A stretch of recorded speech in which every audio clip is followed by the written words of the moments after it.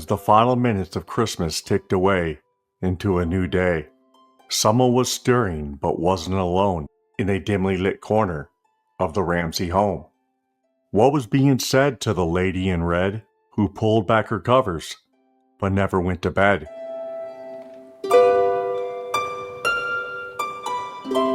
In the first episode, in the beginning, we asked the question, if Mrs. Ramsey wrote the ransom note on pieces of paper torn from her own notepad, then why didn't she try to hide, destroy, or distance herself away from the notepad that contained only her handwriting, which is like having her name highlighted in neon on the very front of it? We will explore the answer to this question and many others as we continue to examine and analyze the evidence surrounding the shadowy circumstances of the legal pad of paper the Ramsey ransom note was written on.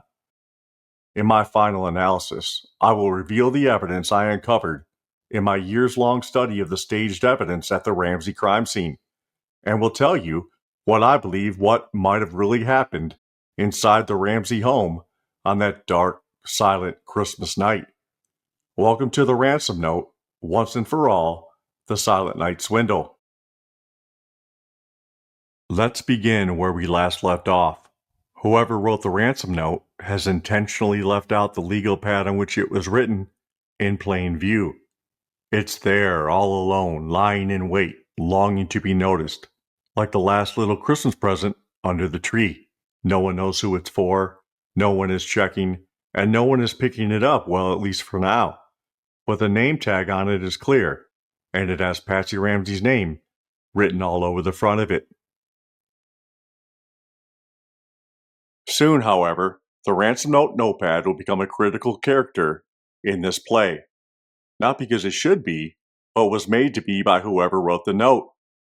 Because whoever wrote or helped author the ransom note has purposely ripped out the first 12 pages of the legal pad to ensure that Patsy Ramsey's handwriting will be the de facto front face of it. Or, if the first 12 pages were torn out prior to that night, still, someone made the conscious decision to not rip out Patsy's pages, but rather to keep them on the face of it. So either way, it's the same. And make no mistake about it, the ransom note notepad is staged. This is how they obviously want it to be discovered. They want the police or anyone inside the house who might come along and pick it up to know that not only does this notepad belong to Patsy Ramsey, but it is also the very notepad of paper that the ransom note was written on. And just how would anyone know that?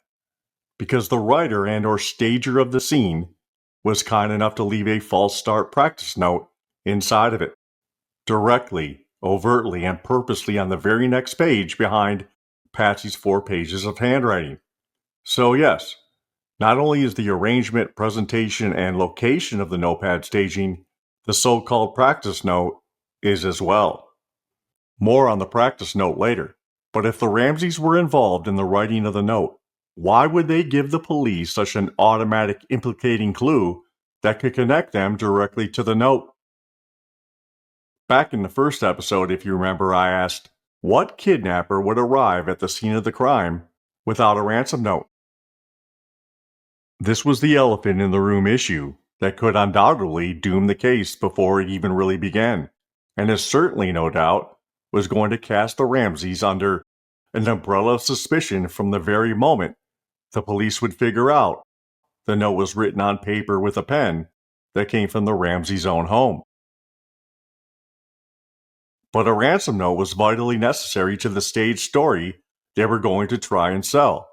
So when they figured there was no choice other than to write the note using their own paper and pen, they knew from that moment they would have to pull off something unusually clever if they were going to try and circumvent their way around this conundrum they had created. Back inside the Ramsey home, it's now 5:52 a.m. The note is laid out by the phone that purportedly Patsy Ramsey dials 911 from. She tells the operator, we have a kidnapping and that there was a note left and her daughter is gone. After hanging up, Patsy Ramsey calls over her friends, the Whites and the Fernies, and within the hour the Ramsey home is filled with friends, Father Rawl, victim advocates, and the police, who began searching for clues into the disappearance of JonBenet. But while Patsy kept everybody busy playing checkers, it was the CEO, in my opinion, who was playing chess. Mr. Ramsey, just days before, was flying high at the top of his game and was enjoying immense success as the CEO of his own billion-dollar company. But now, as the last few minutes of Christmas faded away, John wasn't about to lose everything he had worked for and built thus far in his 53 years of life. His wealth, family, the boats and planes. No, Ramsey wasn't simply going to resign himself and go quietly into the night. And after losing his second daughter in 4 years, it is of my opinion, Mr. Ramsey decided to take a clever but calculated risk, a move intended to win at all cost, even if it meant sacrificing his own queen to do so. You know what's considered the greatest move in the history of chess, Josh? A man named Frank James Marshall was losing to a man named Levitsky in 1912, World Championship in Helsinki. And it looked like Marshall had no chance until he moved 23, Queen G3. He deliberately sacrificed his queen, and the move was so shocking and surprising that Levitsky never got over it. He lost the game 2 moves later, and the move became known in the annals of chess as the Marshall Swindle. Frank James Marshall was the United States chess champion from 1909 to 1936. In 1912, in a match against his opponent Stefan Levitsky, Marshall carried out a purposeful sham sacrifice of his queen. That's right, he sacrificed his own queen on purpose, allowing it to be captured in 3 different ways, which should have led to an imminent checkmate or endgame for Levitsky. But the move, which would later become known as the Marshall Swindle, was so unorthodox and so shockingly unexpected that Levitsky resigned a few moves later. Marshall later wrote a book revealing some of the secrets to his swindles, such as the one where he would immediately after making a move desperately clutch his head in his hands, then reach out to the board pretending as if he wanted to take the pawn back. With the focus now on his poorly played pawn, his opponent, without much thinking, would swoop in and snatch up the pawn, only to soon thereafter lose the game. Because of course, the play acting, the hands to the head, the distraught look on his face, were all just a ruse, a con, to entice his opponent to make a move on the one he pretended to regret. All by design, of course, and a checkmate for Marshall a move or 2 later.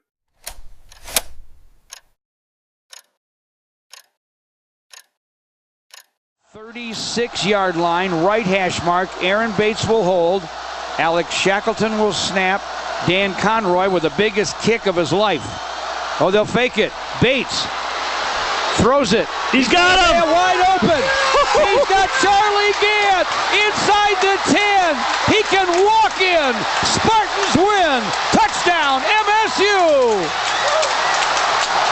A 29-yard score. Notre Dame caught absolutely flat-footed. A trick play in football is another analogy I think I can draw upon here. The reason why trick plays in football are so successful, with many resulting in an easy touchdown, is because one team is taking absolute advantage over their opponent's psychology of expectations they might have at any given moment. It's the psychology of the swindle here that is relevant to the story.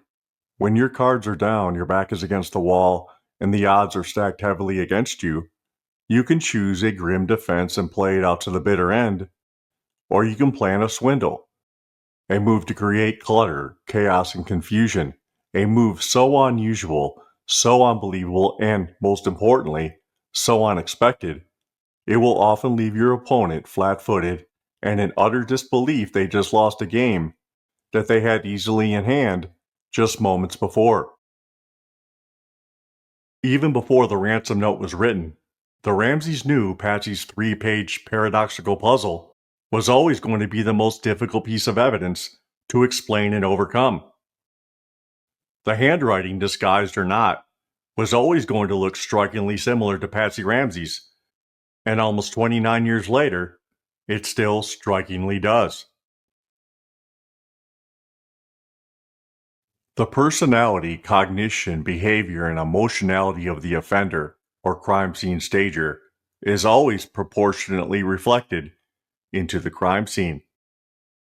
The Ramseys foreknew of the coming fallout from not only when their friends would recognize the handwriting in the note, but even more so after the police would forensically tie the note to Patsy's notepad and pen that came from their own home. But the Ramseys weren't just going to write a note and let the cards fall where they may. They needed to turn their 3-page problem into a 3-body problem, turn the obvious and solvable into something complex and unsolvable by sowing cancerous seeds of reasonable doubt into the equation. After the note was written, any attempt to hide, destroy, or get rid of the notepad in any way would have been impetuous and impulsive, foolish and unwise. When you consider the Ramseys had multiple other notepads identical to the ransom note notepad lying around their house, and that their housekeeper, Linda Hoffman Pugh, had the same exact notepad at her home as well. So again, what do? Well, do you really want to know? Let's go back to the crime scene and find out.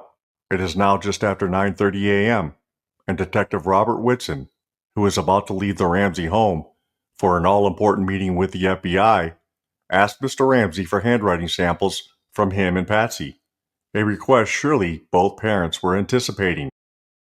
Without hesitation, John Ramsey walked straight over to the green Hugs and Kisses cast iron table, located in the hallway between the south patio door and the spiral staircase, and picked up a notepad of white-lined paper and told the detective it was Patsy's.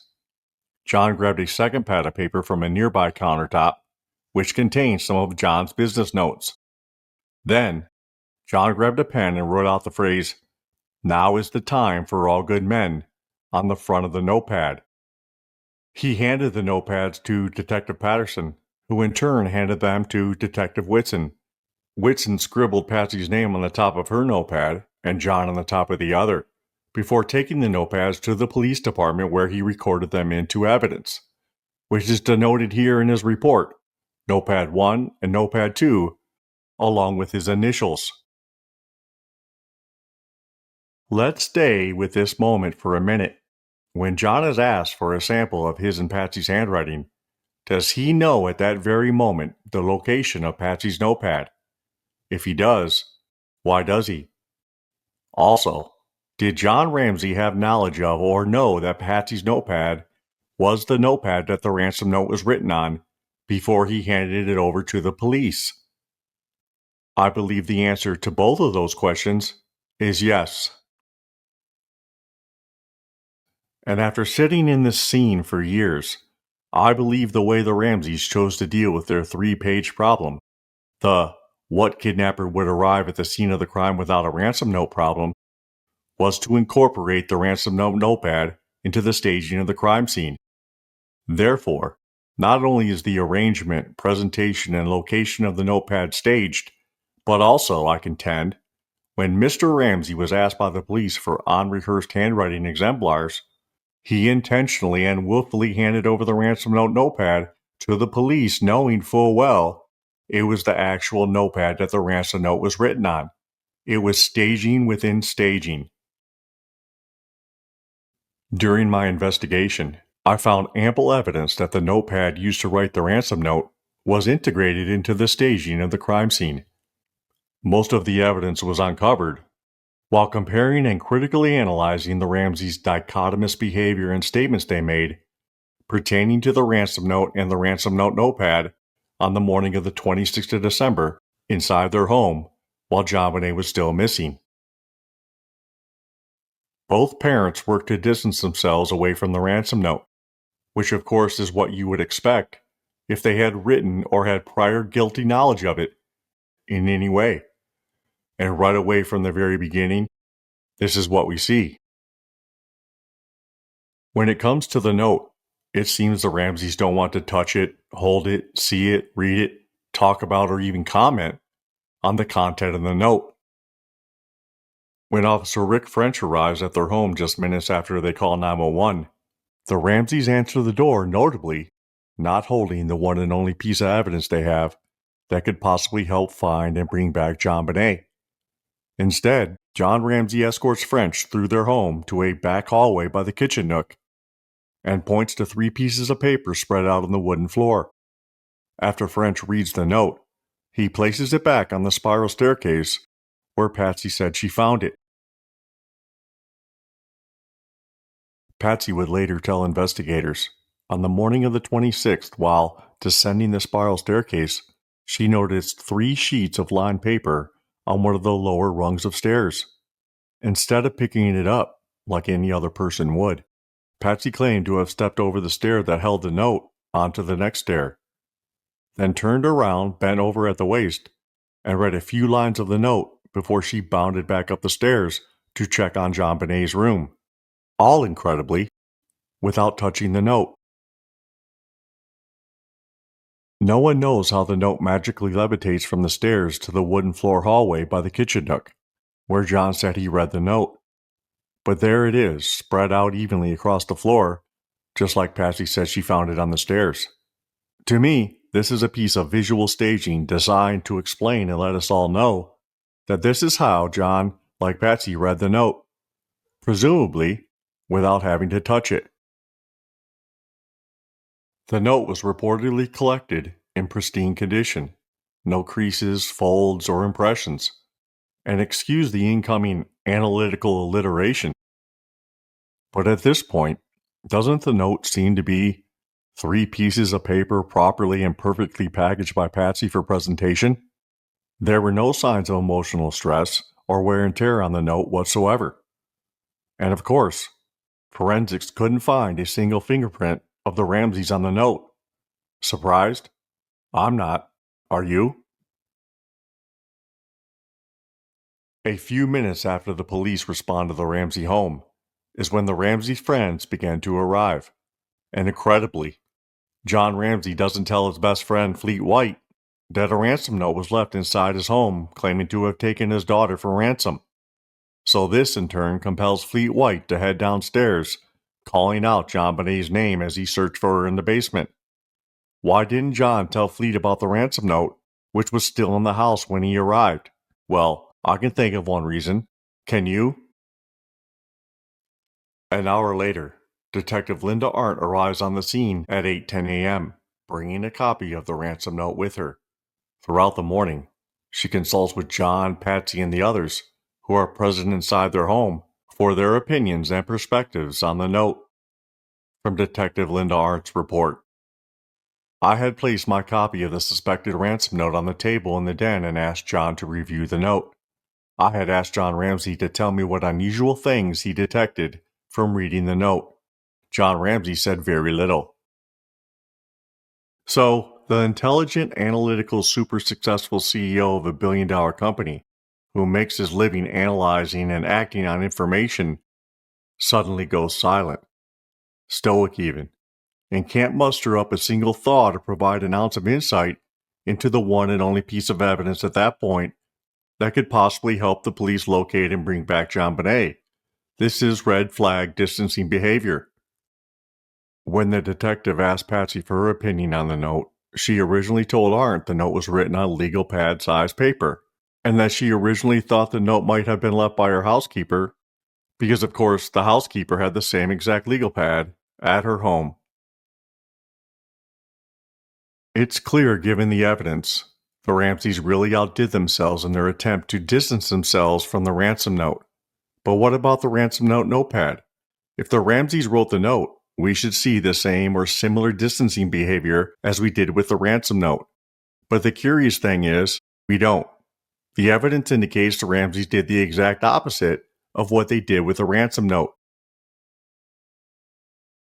Students of this case must realize, first and foremost, the ransom note notepad wasn't simply left to be or laid out and carelessly forgotten about after the note was torn from its pages. The Ramseys didn't try to hide or conceal the notepad in any way. Rather, it seems the opposite is true. It was strategically left out in full view and in plain sight. Its position was most likely monitored and controlled all morning. We know from Patsy's statement she made that morning that the notepad was likely in the kitchen nook on the counter below the phone, next to the cylinder that the pen used to write the note was stashed. Around 8:30 a.m., Patsy told Detective Arndt that the note was written on legal pad-sized paper, and incredibly, moments later, she would tell her friend Barbara Fernie that the note was written on the same kind of paper she had in her kitchen. Those two statements made by Patsy are incredible. Legal-sized paper and the same kind of paper she had in her kitchen. Remember, all statements made by suspects are purposeful. And here we have Patsy verbally cluing to anyone who might be listening to the exact location of the ransom note notepad. Patsy is not distancing, but rather drawing people to the notepad in the kitchen, perhaps wanting anyone to pick it up and thumb through it, turn the pages, notice the start of the ransom note, and pass it along to the police. Because anyone else's fingerprints besides hers on the notepad, better yet the practice note, is what reasonable doubt dreams about. In crime scene photo 52 shot by CSI Barry Weiss around 7:30 a.m., you can see the ransom note notepad isn't present on the green table in the hallway. However, about an hour or so later, and abracadabra, it's suddenly there, seen in this photo taken from nearly the same vantage point by John Ramsey himself. This means that someone removed the ransom note notepad from the kitchen and placed it just around the corner on the table in the hallway, like moving a pawn into position. Who had the time, space, and freedom to move about the crime scene during this time? From Detective Arndt's report. Prior to 1000 hours, I remained in or near the den area of the house. Patsy Ramsey remained in the front sitting room area. The friends of the Ramseys and the pastor divided their time between Patsy and John. John Ramsey paced between the area of the den and the formal dining room. John was usually by himself. And as you can see, the glass-top table and kitchen nook are nestled nicely in between the route from the den to the formal dining room. A short time after the notepad was moved from the kitchen to the table is when Detective Whitson asked John for unrehearsed handwriting samples. John walked straight over to the table, like he would do hours later when he beelined it to the basement, picked up the notepad and handed it straight over to police. Notice the difference in how John handles or doesn't handle the ransom note versus the ransom note notepad. Instead of pointing at it from a distance like he did the note, Ramsey walked straight over to the table and picked up Patsy's pad and presented it to the police, seemingly unafraid to touch or hold it. He then produced his notepad, and despite not having anything to say about the content of the ransom note, he generously provides a live, in-person, unadulterated handwriting exemplar for the police when he jots down the old typewriting testing phrase, "Now is the time for all good men," on his notepad. This contrast, or dichotomy in behavior, when comparing the note versus the notepad, is quite illuminating. It pulls the curtain back on the schema of deception and allows, if only for a moment, a window into the minds of who might have staged the crime scene. The motive to introduce the notepad into the staging of the scene was not monothematic. Sure enough, it was going to drum up even more confusion in an already chaotic crime scene. But also, even more evidence that the Ramseys did indeed stage the notepad is in how it was perfectly set up for forensics to analyze. Like the fancy FAO Schwartz gifts staged around the tree like a Christmas catalog, the notepad too was prepackaged, primed, and at the ready before it was presented to the police. Remember, the first 4 pages of Patsy's writing were intentionally left in place by whoever wrote the note, and either naturally or intentionally, Patsy's fingerprints were left all over the notepad as well. When forensics analyzed the notepad, 5 latent fingerprints belonging to Patsy were found on the notepad, because of course it's her notepad. However, on the ransom note itself and on the damning so-called practice note, her fingerprints were nowhere to be found. But of course. So this makes it seem on the face of it, perhaps even proof enough for some to conclude that Patsy didn't write the note. You see how it's all just a little too perfect? But it was the practice note, or the so-called practice note, that became the one piece of evidence that proved to me beyond a shadow of doubt that the notepad used to construct the note was staged and wasn't just tossed to the side and forgotten about after the note was torn from its pages. In the beginning, we asked, what was the purpose of and why does the practice note even exist? Well, it doesn't really. The so-called practice note wasn't a practice note at all. It wasn't a false start or mistake that prompted a restart or do-over, nor was it a spontaneous change of mind by the author on who the note should address. The practice note is pure stagecraft. The purpose of the practice note was to identify the notepad that it was written on as the one the ransom note came from, for anyone who might pick it up and thumb through it. Its position, sandwiched perfectly in between Patsy's 4 pages of handwriting and the ripped-out ransom note, was intentional, not random. Moreover, the practice note is meant to imply that whoever wrote the note was someone on the inside who was familiar and comfortable in the Ramseys' home, knew their routes and routines, and had ample time to sit down and envision what they needed to write, begin writing it, mess up, and start over, all while the family slept on the upper floors of the Ramsey home. Still more, the Ramseys needed to explain why the kidnapper didn't bring with them to the scene a ransom note already written. So the primary reason, or function, of the false start practice note was to explain why the intruder's handwriting was going to end up looking a lot like Patsy's. The practice note is a piece of visual and written staging designed to show us how the intruder was able to copy Patsy's writing by using her written letters and words from the first 4 pages of Patsy's notepad as a reference to mimic her handwriting for the ransom note. This was their trick play, their Hail Mother Mary, the Silent Night Swindle. The staging in this case is polythematic and diverse. When examined closely, the evidence reveals a deliberate collective effort was made to stage the crime scene. We see it in their behavior and statements regarding the ransom note, and in their equal but opposite behavior when it comes to the notepad. We started this series out with a question. If the Ramseys wrote the note, why didn't they try to hide, destroy, or at least hinder the discovery of the ransom note notepad? The notepad that had Patsy's handwriting all over the front of it, with the damning practice note conveniently left in between her 4 pages of writing and the ripped out ransom note.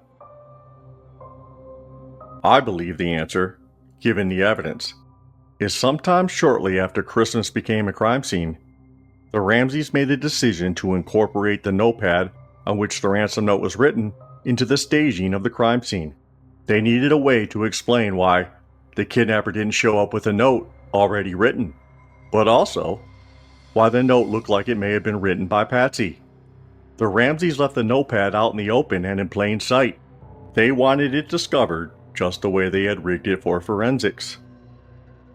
Getting the notepad into the hands of the police, especially by John being so forthright, handing it straight over to them, made the Ramseys look cooperative and courteous, and seemingly unaware that the now nefarious notepad was used to write the note.